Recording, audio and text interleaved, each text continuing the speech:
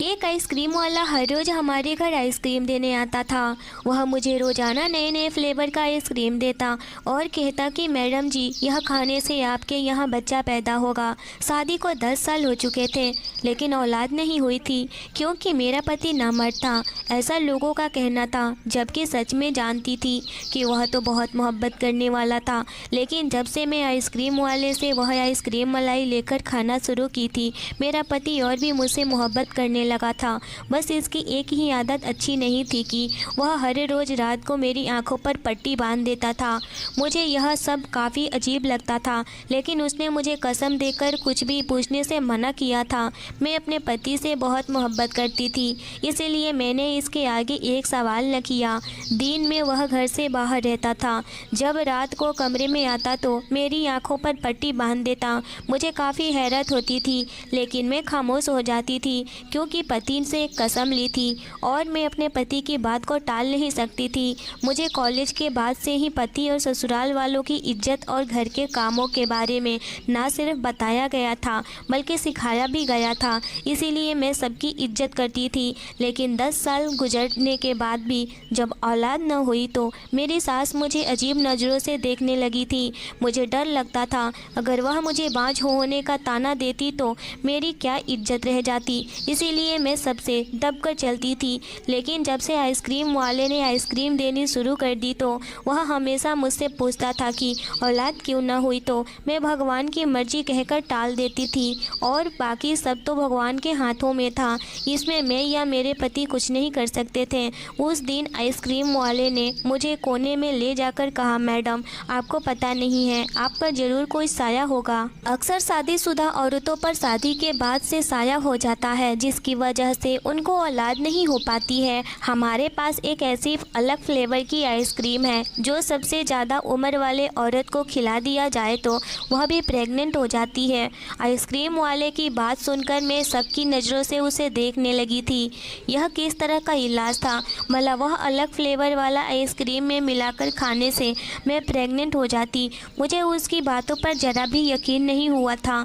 मैं पढ़ी लिखी थी और मैं उसकी बातों पर ज़रा भी यकीन नहीं किया था। मैं पढ़ी लिखी थी और इन बातों में नहीं आने वाली थी। तुमने क्या मुझे पागल समझा हुआ है जो मैं तुम्हारी बातों पर यकीन करूंगी? अगर मेरी सास को इस बात का पता चल गया तो वह मुझे तलाक दिलवाने में ज़रा भी देर न करेगी। पहले ही वह इतनी बुरी नज़रों से मुझे घूरने लगी है, जैसे बच्चा पैदा करना मेरे हाथों में है।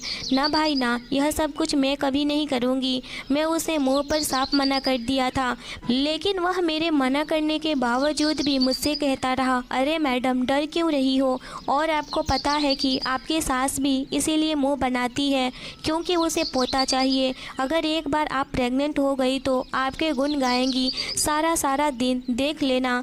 और पहली बात, आपको सास को या किसी को बताने की क्या ज़रूरत है? जब मैं नहीं बताऊंगा तो आप भी नहीं बताइएगा तो कैसे पता चलेगा? आप फिजूल में इतना सोच रही हैं। एक बार अमल करके देख लो। आइसक्रीम वाले ने मुझे सच का आईना दिखाते हुए लालच दिया था और मैंने उसे सोचने का वक्त मांगा था। मुझे आज सोचने का वक्त दो। यह कहकर मैं अपने कमरे की तरफ आ गई थी। जब मैं सोचने का वक्त लिया तो यूँ लगा जैसे वह आइसक्रीम वाला बड़ा बेचैन हुआ। आप बस कैसे भी हाँ कर दे। मेरे हाँ करने के पीछे इसका क्या मकसद था? लेकिन इसकी बात में दम था। मैं कोई गलत काम करने तो नहीं जा रही थी, बस औलाद के लिए आइसक्रीम ही खानी थी। जहाँ इतने टोटके कर लिए थे वहाँ एक और सही। और अगले दिन मैं वाकई उसे हाँ में जवाब दे दिया था, जिसे सुनकर ही उसके चेहरे पर एकदम से अजीब सी मुस्कुराहट आ गई थी, जिसे मैंने नोट किया था। मैं मान गई थी क्योंकि मुझे भी औलाद चाहिए था। मैं न चाहने के बावजूद भी इस बात पर यकीन करके हामी भर चुकी थी और अब सबसे छुपाकर नया फ्लेवर वाला आइसक्रीम खाने लगी।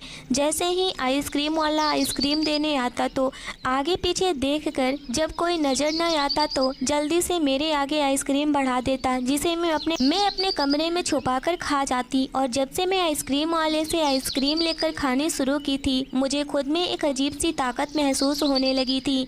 मुझे अपने शरीर में होने वाली बदलाव का एहसास सही तौर पर होने लगा था। मुझे यूँ लगता था जैसे सास मुझ पर नज़र रख रही हो।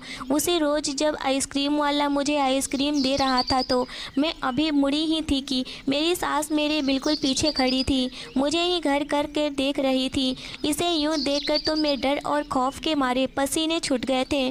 जब उसने अपने दुपट्टे के पल्लू से मेरे होंठ साफ किए थे। बहू, अगर आइसक्रीम इतनी पसंद है तो अंदर जाकर खा लेती, यूं भूखे की तरह यहाँ खाने की क्या ज़रूरत थी? तुम्हारी माँ ने तुम्हारी ऐसी परवरिश की है क्या? अब मेरा मुंह क्या देख रही हो? और जाकर खाना बना, मेरी सास ने गुस्से से कहा था। और उसकी बातें सुनकर मुझे अंदाज़ा हो गया था कि शुक्र है कि इसे यह मालूम हुआ कि मैं आइसक्रीम वाले से आइसक्रीम लेकर खाई है। मैं जल्दी से माफ़ी मांगी थी और खाना बनाने किचन में चली गई थी, लेकिन सास की बातों पर कुछ देर के लिए मेरा रंगत उड़ गया था, जिसकी वजह से पक्का सास को दाल में कुछ काला नज़र आ रहा होगा। मैंने सोचा आज के बाद अगर ऐसा हुआ तो अपने चेहरे के रंगत बिल्कुल नॉर्मल रखनी है और बिल्कुल भी बौखलाना नहीं है। आज तक मेरा पति भी मुझे बहुत वक्त दे रहा था, जिसकी वजह से मैं काफ़ी खुश रहने लगी थी, लेकिन आंखों पर पट्टी होने की वजह से मैं जल्दी नींद में खो जाती थी। अब मैं भाग भाग कर सास का काम करने लगी थी। इस दौरान एक बहुत अजीब हरकत हुई थी। अब सास ने आइसक्रीम वाले को हमारे घर के पिछले वाले हिस्से में जो क्वार्टर था उसमें रहने के लिए जगह दे दी थी। अब वह रोज़ दोपहर के वक्त आ जाता था और आइसक्रीम लेकर आ जाता था। मुझे सास की हरकत कुछ अजीब लगी थी, लेकिन वह लोग इस गांव के अमीर लोग थे, उनके अपनी हवेली थी, इसीलिए कभी कभी अगर खुश होते तो यूं ही गरीबों पर मेहरबान हो ही जाते थे। इसीलिए ज़्यादा देर इस बात को अपने दिमाग पर सवार नहीं किया था, लेकिन मुझे यूं लगने लगा था जैसे मेरी सास मुझ पर नज़र रखे हुए है। मैं जहाँ जाती थी सास पता नहीं कैसे उस जगह पहुँच जाती थी, और जब सास का उन आइसक्रीम वाले को घर में पनाह देना, यह सब सोचकर तो मेरे सर में दर्द हो जाता, लेकिन कोई भी सुराग हाथ नहीं आता था। मुझे अजीब सी बेचैनी और दिल में अजीब अजीब सवाल आने लगे थे। अब तो यूँ महसूस होने लगा था जैसे वह आइसक्रीम वाला मुझे घूर घूर कर देखा हो, लेकिन मैं इन सबको अपना वहम समझती थी। आइसक्रीम खाते हुए मुझे 2 महीने हो चुका था। मेरी अचानक से तबीयत बिगड़ी थी और जो बात मुझे पता चली थी, मुझे अपने कानों पर यकीन न आया। मैंने अपने भगवान का शुक्रिया अदा किया और अकेले में आइसक्रीम वाले को बुलाकर उसे पैसे भी दिए और उसका धन्यवाद किया था। मुझे यूँ खुश देखकर वह आइसक्रीम वाला अजीब सा हंसा था और बोला था, मैडम मुझे पैसे नहीं चाहिए, कुछ और चाहिए। उस समय इतनी खुश थी कि मैं जल्दी में हामी भर दी थी। तुम जो भी कहोगे सब मिलेगा, बताओ क्या चाहिए तुम्हें? मैंने पूछा। वह अजीब तरीके से हंसने लगा था। मैडम यह मेरी वजह से ही हुआ है, इसीलिए मैं कीमत भी अच्छी खासी लूँगा, लेकिन अभी आप मुझे वह नहीं दे सकती जो मैं चाहता हूँ। इंतज़ार करो, मैं खुद ही बता दूँगा। और हाँ, एक बात याद रखना, जो आइसक्रीम मैं रोज़ाना देता हूँ अब उसमें गैप करने का सोचना भी मत, वरना अपने बच्चे से हाथ धो बैठोगे। मैं इससे ज़्यादा कुछ नहीं बता सकता। वह अपने लबों पर एक अच्छी धुन बजाता हुआ चला गया था, लेकिन मेरी खुशी में भंग डाल गया था। अब मैं गलती से भी आइसक्रीम खाने में गैप नहीं करती थी, क्योंकि मुझे इतने सालों बाद की खुशी नसीब हुई थी। खुशी के मारे मेरी सास सबको मिठाइयाँ बांट रही थी, गरीबों को दान दे रही थी, हवेली को फूलों से सजाया गया था, पूरा गांव की दावत रखी गई थी। मेरी सास बहुत ही अच्छी थी। मुझे यह सब देखकर रोना आ गया था। शायद प्रेग्नेंट होने के वजह से मेरे शरीर में बदलाव आ रही थी, जिसकी वजह से मैं कभी रोने लगती तो कभी हंसने लगती तो कभी बिना वजह गुस्सा करने लगती थी। इस दौरान सास मेरा बहुत अच्छे से ख्याल रखती थी। मेरे लिए नौकरानी का भी इंतजाम किया गया था। एकदम से मेरी कदर बढ़ चुकी थी। उस आइसक्रीम वाले ने सही कहा था, मेरे प्रेग्नेंट होने का सुनकर सब सही हो जाएगा, और बाकी सब सही हो गया था। सास तो सही हो चुकी थी, लेकिन अब रोज़ मुझे आइसक्रीम खानी पड़ती। पर आइसक्रीम वाले की कोई ना कोई शर्त होती थी। एक दिन तो उसने मुझे घंटों अपने पाँव दबाने का कह दिया था, और मैं यह सब करते हुए काफ़ी परेशान रहने लगी थी। अगर सास को या मेरे पति को पता चल जाता तो मेरी कितनी बदनामी होती। यह सब लोगों के दिल में यह ख्याल आ सकता था कि मेरा बच्चा भी नाजायज़ है। मैं यह सब नहीं होने दे सकती थी। मैंने सोच लिया था अब कुछ ना कुछ तो करना ही पड़ेगा, वरना तो मैं बुरी तरह से फंस जाती। मैं सोच लिया था मैं आइसक्रीम नहीं खाऊंगी, फिर आइसक्रीम वाला फरमाइश कैसे करेगा। अगले दिन मैंने अपनी सोच पर अमल करते हुए आइसक्रीम खाने से मना किया तो आइसक्रीम वाला परेशान हो गया और बोला कि देखो मैडम, एक शर्त को न मानने की वजह से अगर यह सब करोगी तो नुकसान तुम्हारा ही होगा। मैं बता रहा हूँ, अभी तो मैं सिर्फ अपने कपड़े धोने को कहा है, लेकिन अगर शाम में तुम खुद चलकर आई हो तो तुम्हें मेरे लिए खाना अपने हाथों से न सिर्फ बनाना पड़ेगा बल्कि मुझे खिलाना भी पड़ेगा। सोच लो, उसने तो मुझे सीधे सीधे धमकी दे दी थी, जैसे इसे यकीन हो कि मैं ज़रूर आऊँगी। लानत है तुम और तुम्हारी शर्त पर, तुम्हें ज़रा भी शर्म नहीं है। मैं शादीशुदा हूँ और अब तो प्रेग्नेंट भी हूँ। मैं गुस्से में कहा था तो क्या हुआ मैडम जी, मेरी वजह से तुम हो। अगर मैं इसकी कुछ कीमत वसूल कर रहा हूँ तो इतना परेशान क्यों हो रही हो। मैं तुमसे रात को सोने का नहीं कहा ना, मैं गुस्से में कहा कि तुमने जो करना है कर लो, मैं नहीं खा रही हूँ आइसक्रीम, मैंने गुस्से से कहा और कमरे में चली गई। लेकिन 1-2 घंटे बाद मुझे अपनी कमर में और पेट में बहुत दर्द महसूस हुआ। सास ने डॉक्टर को बुलाया लेकिन कोई आराम नहीं आ रहा था। मुझे वह आइसक्रीम वाला एक बार फिर खिड़की में खड़ा नज़र आया था। मैंने सबको कमरे से बाहर भेज दिया और उसने मुझे जल्दी से वह आइसक्रीम लाकर दी, जिसे खाने के आधे घंटे के बाद ही मैं ठीक हो गई थी और मैं पहले से काफ़ी बेहतर थी। मैंने दवाई भी खाई थी। इसके बाद वाकई मुझे शाम में खाना बनाकर उसे खिलाना पड़ा था। सास ने मना भी किया लेकिन मैंने कहा कि मैं ठीक हूँ। मैं बहुत ही मुश्किल से उठी थी और खाना बनाई और कपड़े धोकर इस्त्री की, अपने काम वाली से करवा कर उसे खुद देने गई और इसके बाद ही यह सिलसिला चल पड़ा था। मेरा 8वां महीना लग चुका था। सब बच्चों की खरीदारी कर रहे थे और मैं भी अब खुश थी कि एक बार बच्चा पैदा हो जाए। इस आइसक्रीम वाले का वो हाल करूँगी कि सारी ज़िंदगी याद रखेगा। वैसे भी पिछले कुछ दिन मुझ पर बहुत भारी गुजर रहे थे। मुझे अपने पति के बजाय आइसक्रीम वाले के सारे काम करने पड़े थे। मैं भी चुपचाप रही कि सिर्फ एक बार मेरा बच्चा सही सलामत इस दुनिया में आ जाए। लेकिन इस दौरान एक बड़ा अजीब वाक़या हुआ था। आइसक्रीम वाला खड़ा सास से झगड़ा कर रहा था। मैंने ताज्जुब से सास और आइसक्रीम वाले को देखा। सास आइसक्रीम वाले को जाने का इशारा किया था लेकिन वह अपनी जगह से हिला तक नहीं, ढीठ बनकर खड़ा रहा था। मुझे इसकी इस हरकत पर बहुत गुस्सा आया था और वह मेरे अलावा भी घर के बाकी लोगों पर हुक्म चलाने लगा था। आखिर इस सब की वजह क्या थी? वह क्या साबित करना चाहता था? और फिर वह मेरे पास आकर बोला, यह बच्चा जो तुम लेकर घूम रही हो ना, यह मेरा बच्चा है। इसकी बात सुनकर तो मेरी रूह कलेजे में आ चुकी थी। डर के मारे मेरी शरीर कांपने लगा था। वह यह क्या कह रहा था कि मेरे होने वाले बच्चे का बाप हुआ है? ऐसा कैसे हो सकता था? क्या वह एक नया ड्रामा कर रहा था? यह सब बस धमकी देकर बदनाम करने की कोशिश कर रहा था। सास ने गुस्से में आकर उसे थप्पड़ मारा था और एक अलग जगह ले जाकर उसे कमरे से अखबार में कुछ छुपा कर लाकर दिया था। जहाँ तक मुझे समझ आ रहा था शायद वह पैसे होंगे। तो क्या वह सच कह रहा था जो सास ने उसे मुंह बंद रखने के लिए पैसे दिए थे? क्या हुआ कोई यह बच्चा मेरे पति का नहीं बल्कि आइसक्रीम वाले का है था? अगर यह सच था तो क्या सास ने जानबूझकर खुद से यह सब करवाया था? लेकिन क्यों? वह क्यों ऐसा करना चाहती थी? अपने ही बेटे की बीवी के साथ ऐसा करने का क्या? नाजायज़ बच्चों को क्यों पैदा करना चाहती हैं? और इस सब से भी ऊपर एक और बात थी, क्या मेरे पति को अपनी माँ की सारी सच्चाई का पता था? क्या वह भी इस सब में शामिल था? लेकिन कोई गैर मर्द ऐसे कैसे गवारा कर सकता था कि इसकी बीवी को कोई और भी इस्तेमाल करे? यह सब बातें सोच सोच कर मेरी अपनी तबीयत खराब कर ली थी। अगले रोज़ मैं बहुत ज़्यादा बुखार में तप रही थी। सब लोग मेरे लिए यहाँ से वहाँ भाग रहे थे। मेरा पति मेरे लिए जिस कदर परेशान था, इससे मैं यही अंदाज़ा लगाया था कि वह अपनी माँ की सच्चाई से भी बेखबर है। अभी तो यह बात भी कंफर्म करनी थी कि यह बच्चा वाकई आइसक्रीम वाले का है या फिर मेरे पति का, क्योंकि मुझे तो ऐसा कोई भी हादसा याद नहीं था जिसकी बुनियाद पर मैं यह कहती कि बच्चा मेरे पति का नहीं है।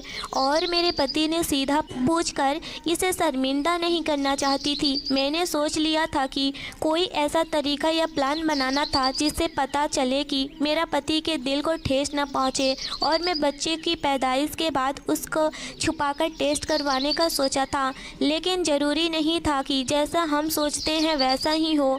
मेरे साथ इससे भी बड़ा होने वाला था। एक ऐसा सच सामने आने वाला था जिसके बारे में मैंने कभी सपने में भी न सोचा था।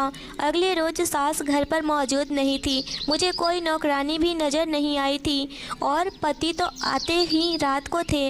अभी मैं अपने कमरे में गई ही थी कि कोई अचानक से मेरे कमरे में आ गया था। इससे पहले कि मैं उसको देखती, उसने मेरे मुंह पर रुमाल रखा और मुझे बेहोश कर दिया था। इसके बाद मुझे नहीं मालूम है कि कितनी देर तक मैं बेहोश रही थी। जब आँख खुली तो मैं एक बहुत ही शानदार कमरे में थी। मैंने घबराकर दरवाज़ा खोलने की कोशिश की, लेकिन नाकाम हो गई। मैं बिस्तर पर बैठी रोने लगी थी। मुझे मालूम था कि यह सब उस आइसक्रीम वाले का काम था। शायद सास भी इसमें इसके साथ शामिल थी। मैं नहीं जानती थी कि वह दोनों मिलकर क्या करना चाहते थे। पहले आइसक्रीम खिलाकर पता नहीं क्या किया कि मैं प्रेग्नेंट हो गई।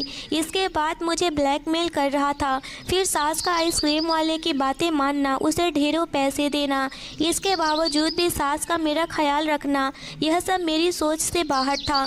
पर अब मेरा यूं अगवा होना सब कुछ अजीब था, और अगर किसी को मेरी गुमशुदगी का पता लग जाता तो सब मुझे भगौड़ी और चरित्रहीन बुलाते। मैं सोच सोचकर और ज़्यादा रोने लगी। उसे वक्त अचानक दरवाज़ा खुला और मेरे शक के मुताबिक वही आइसक्रीम वाला था। उसे देखते ही मैंने उसके सामने हाथ जोड़ लिए थे। मुझे जाने दो, मैं क्या बिगाड़ा है तुम्हारा? क्यों मुझे यह सारी दुनिया के सामने बेइज्जत करना चाहते हो? मैं किसी को कुछ नहीं बताऊंगी। मैं उसके मिन्नतें कर रही थी, लेकिन वह खामोश बैठा सब मुझे सुन रहा था और गौर से देख रहा था। देखो, तुम जितने कहोगे मैं उतने पैसे देने के लिए तैयार हूँ, लेकिन मेरे साथ ऐसा मत करो। मुझ पर यूँ लांछन न लगने दो। अगर मैं ना गई तो सब मुझे बदनाम करेंगे, चरित्रहीन समझेंगे। मैं तुम्हारे आगे हाथ जोड़ती हूँ, मुझे छोड़ दो। मैं तुम्हारी सारी बातें मानूंगी, सारे काम भी करूँगी, लेकिन मुझे जाने दो। इस बार वह मेरी बात को ध्यान से सुनते हुए अचानक मुस्कुरा पड़ा और बोला कि यह सब तो तुम सच जानने के बाद वैसे भी अपनी मर्जी से ही करोगी, इसीलिए मुझे इसकी परेशानी नहीं है। लेकिन जो अब मैं तुम्हें सच बताने जा रहा हूँ तो उसे ध्यान से सुनना, क्योंकि अब मैं सिर्फ सुनाऊंगा ही नहीं बल्कि सबूत भी दिखाऊंगा। सच बताने के बाद मैं खुद तुम्हें घर छोड़कर आऊँगा, लेकिन उसके बाद तुम घर जाना भी चाहोगी नहीं। आइसक्रीम वाले ने मुझे कहते हुए बोलना शुरू किया था, मेरा ताल्लुक उसी गांव से है जहां पर तुम शादी करके आई थी, और यह बात शादी से पहले की है। मेरा बाप नशा करता था, जिसकी वजह से उसने अपनी बेटी और अपनी बीवी को जुए में हरा दिया था, और जब लोग इसे लेने आए तो मैंने बहन और माँ को बचाने के लिए जल्दी से अपने ही बाप को उनके हवाले कर दिया और कहा कि इसे चाहे मार दो, लेकिन बहन और माँ को छोड़ दो। लेकिन 2-4 आदमियों ने न माने। मैं उनके सिर पर डंडा मारा और अपनी बहन और माँ को हवेली ले आया। वहाँ पर गंगा चाची के पास चला गया और मदद की भीख मांगी तो उसने मेरे सामने शर्त रखी थी। मैंने सुने बगैर ही हामी भर ली थी। उसने मेरे बाप को जेल भिजवा दिया था और साथ ही उन लोगों को भी। मेरे बाप ने नशा न मिलने की वजह से वह मर गए। इसके बाद मैंने अपनी बहन को जल्दी से शादी कर दी थी, लेकिन मेरी माँ मेरे बाप के मर जाने की वजह से वह भी ज़्यादा दिन जिंदा नहीं रही थी और वह भी इस दुनिया से चल बसी। गंगा चाची की शर्त सुनकर मैं दंग रह गया था। वह जैसा जैसा कहती गई मैं बिल्कुल वैसे ही करता गया था। उनका बेटा नामर्द था।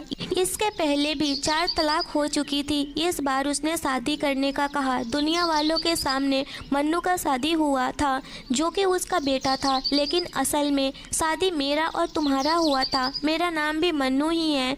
इसने कहा था कि जल्दी से बच्चा पैदा नहीं करना, बल्कि देर से बच्चा पैदा करना, जिसकी वजह से तुम भी इसके मुट्ठी में ही रहती और इसके शुक्रगुजार रहती। जब मन्नू तुम्हारी आंख पर पट्टी बांधता था तब मैं कमरे में आता था और वह चला जाता था। वह बस अच्छा पति होने की नाटक करता था। आइसक्रीम में पहले तो ऐसी दवा छिड़कने का था जिससे ताकत आए और गर्भ न रुके, लेकिन जब गंगा चाची ने कहा कि अब बच्चा चाहिए तो मैं वह दवाई बदल डाली। अब मैं ताकत की दवाई आइसक्रीम पर छिड़कता था, लेकिन जब तुम प्रेग्नेंट हो गई तो मैं कोई भी दवा छिड़कना बंद कर दिया था।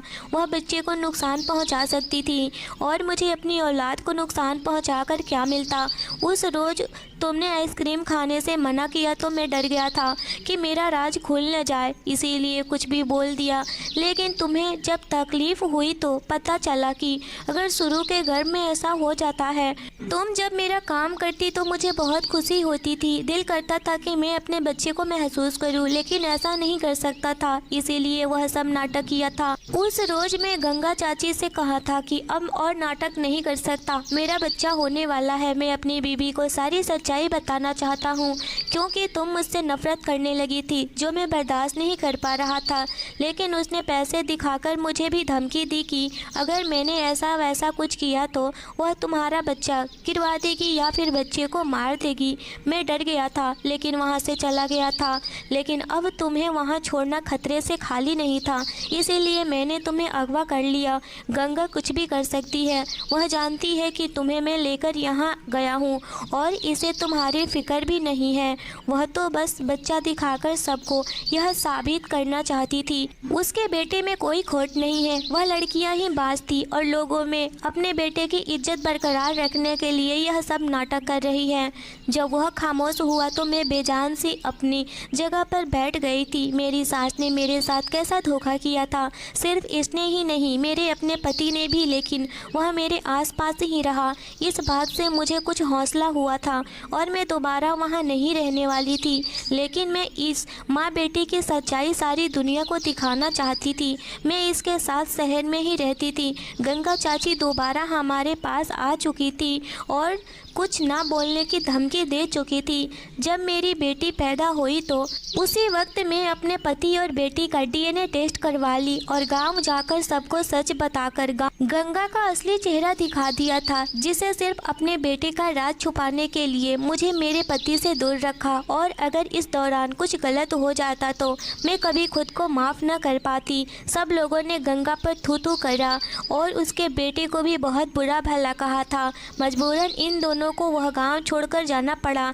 अब मैं और मेरा पति इसी हवेली में रहते हैं। हम दोनों अपनी ज़िंदगी में खुश हैं। मेरे पति ने यह सब अपनी बहन और माँ के लिए किया था, उनकी जान बचाने के लिए किया था, इसीलिए मैंने उसे माफ़ कर दिया और वह तो हमेशा की तरह मेरे साथ ही था। कहानी कैसे लगी कमेंट करके मुझे ज़रूर बताएं अपनी राय। कहानी पसंद आई है तो वीडियो को ज़रूर लाइक करें और चैनल को सब्सक्राइब जरूर करें। ऐसी ही अच्छी कहानी सुनने के लिए मेरे चैनल को सब्सक्राइब जरूर करें। धन्यवाद दोस्तों।